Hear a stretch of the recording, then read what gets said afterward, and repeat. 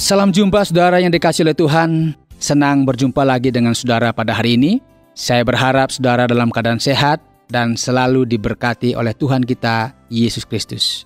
Saudara, Anda adalah orang-orang yang berbahagia karena Anda sedang berada dalam program yang sungguh-sungguh memberkati kita semua, yaitu program Figur. Yesus adalah figur sentral dalam kehidupan orang Kristen, dan figurnya telah mengubahkan dunia ini. Dan melalui program ini saudara akan menemukan banyak kisah tentang pribadi Yesus Kristus, baik melalui pengajarannya, sikapnya, cara berpikirnya, perasaannya, serta jati dirinya. Dan saya berharap bahwa saudara akan mendapat banyak berkat dari program ini. Dan kiranya pribadinya akan memberikan inspirasi bagi kehidupan saudara.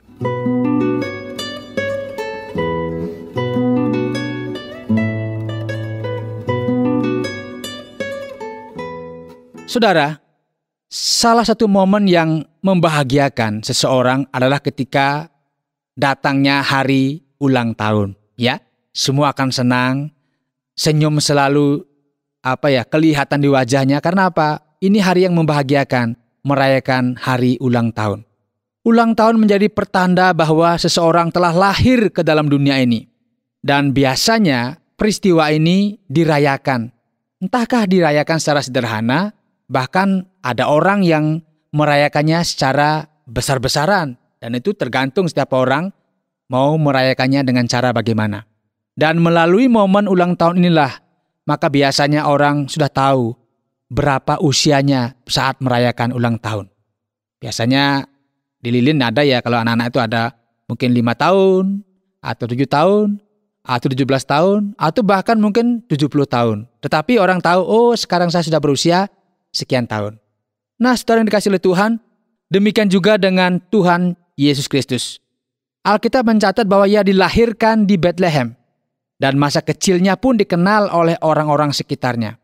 Namun ada bagian dalam Alkitab yang menceritakan bahwa ada usaha orang Yahudi untuk melempari Yesus dengan batu. Peristiwa ini membuka sebuah tabir yang mengungkapkan siapakah Yesus Kristus yang sesungguhnya. Saya harap saudara akan menjadi penasaran ya. Karena itu, mari luangkan waktu Anda untuk mendengarkan pelajaran ini. Bagaikan air sirami tanah rasa sejuk menyegarkan, bagai cahaya mentari hangat memelukku, damai di jiwaku, lembut indah tutur katamu, terangi jalanku, menghibur hatiku, memberi persembahan untuk selamanya, sampai selamanya. Perkataanmu bertumbuh di hatiku, siang dan malam selalu ku renungkan janjimu yang indah, ku berjalan di dalamnya.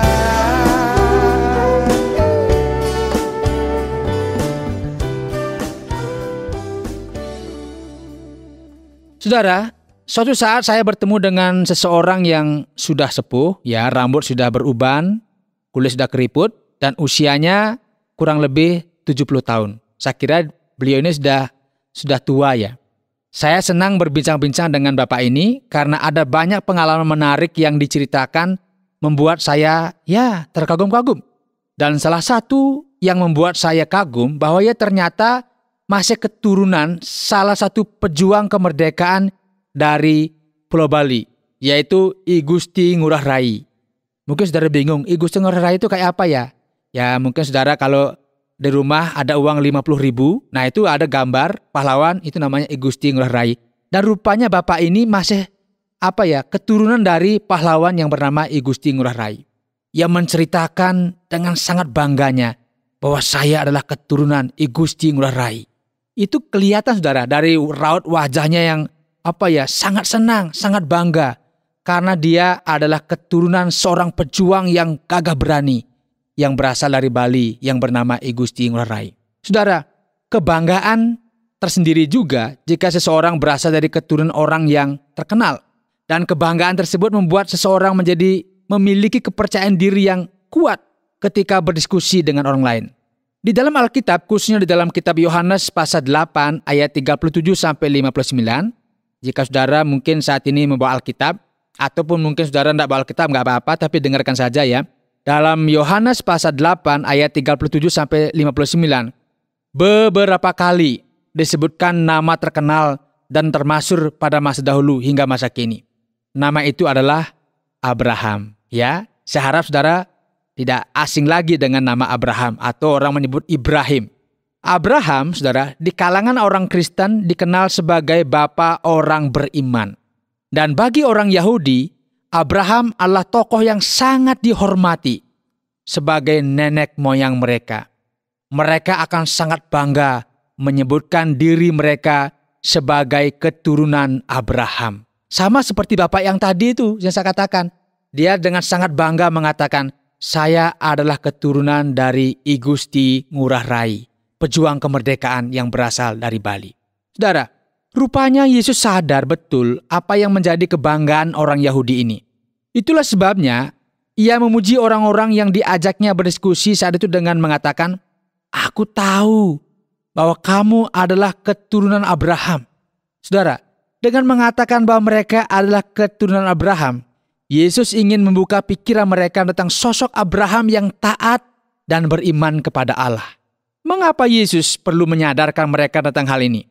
Adakah sesuatu yang perlu diperbaiki dari perilaku orang Yahudi? Tentu saudara, ada yang perlu diperbaiki. Nah, rupanya orang Yahudi saat itu selalu berusaha untuk membunuh Yesus. Mengapa mereka ingin membunuh Yesus? Adakah kesalahan yang telah ia lakukan? Tidak, saudara.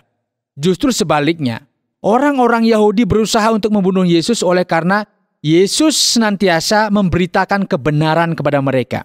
Yesus mengingatkan mereka bahwa mereka perlu dimerdekakan dari dosa. Namun, reaksi orang Yahudi bukannya sadar.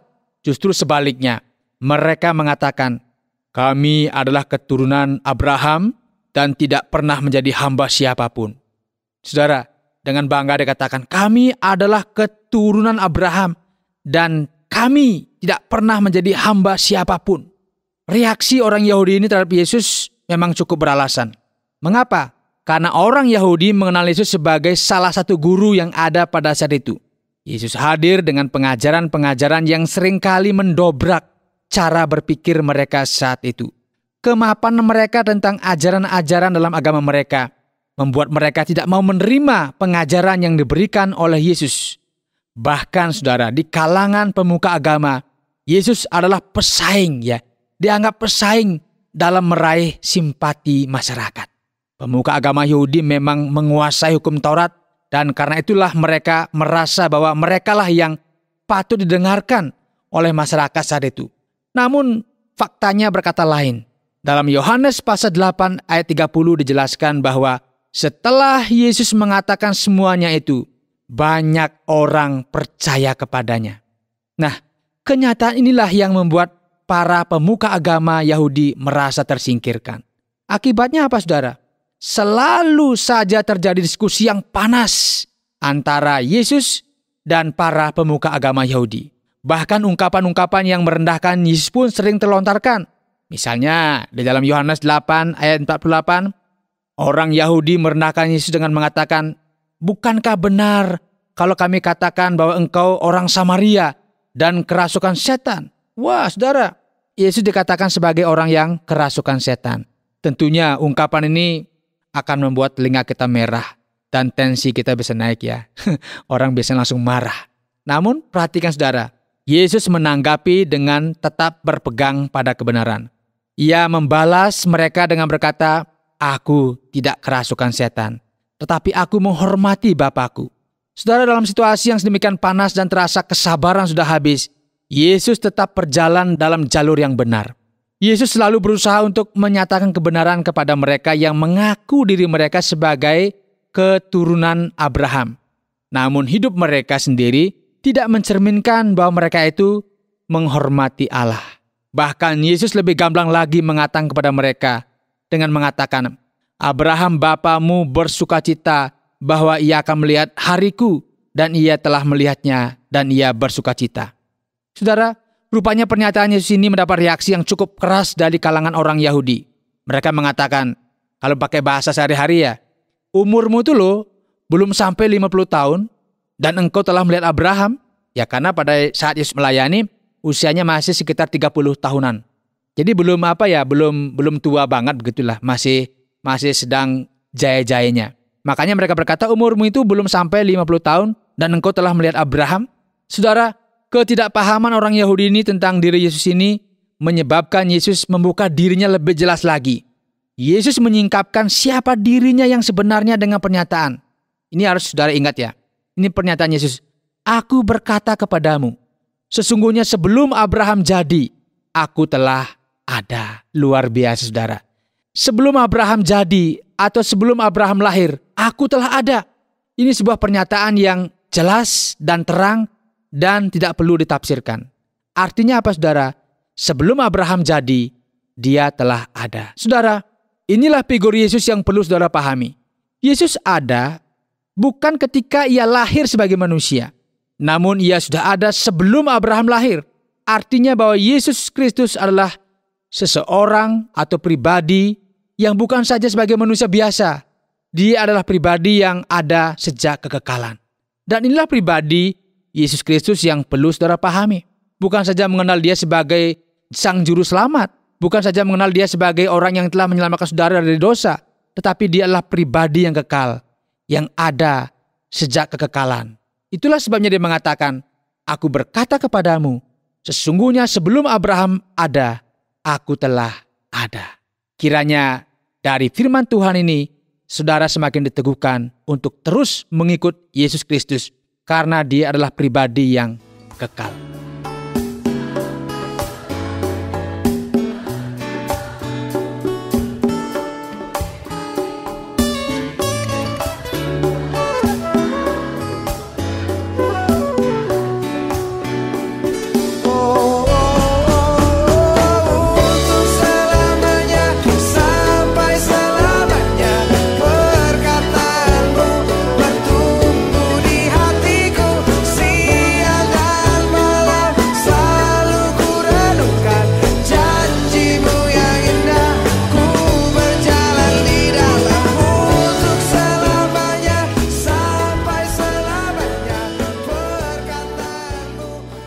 Saudara, kita sudah belajar bersama-sama tentang figur Tuhan kita, Yesus Kristus.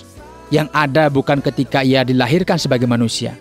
Ia sudah ada sebelum Abraham lahir. Dialah Tuhan yang menciptakan kehidupan ini. Biarlah dengan memahami bahwa ia adalah Tuhan yang menciptakan alam semesta ini, menjadikan iman saudara semakin teguh di dalam mengikut dia.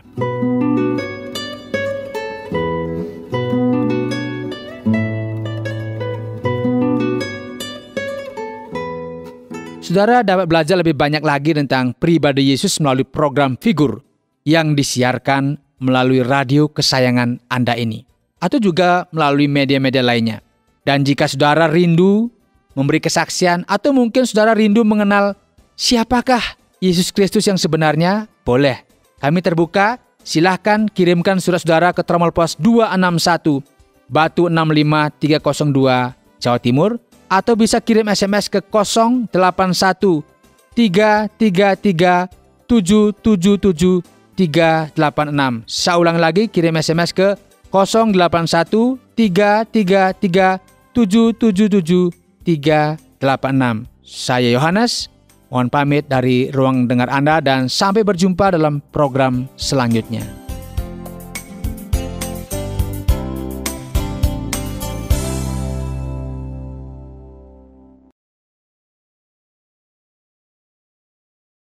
Terima kasih Anda sudah mengikuti program kami. Jika Anda diberkati, jangan lupa like, komen, dan share supaya Anda tidak ketinggalan setiap program terbaru kami.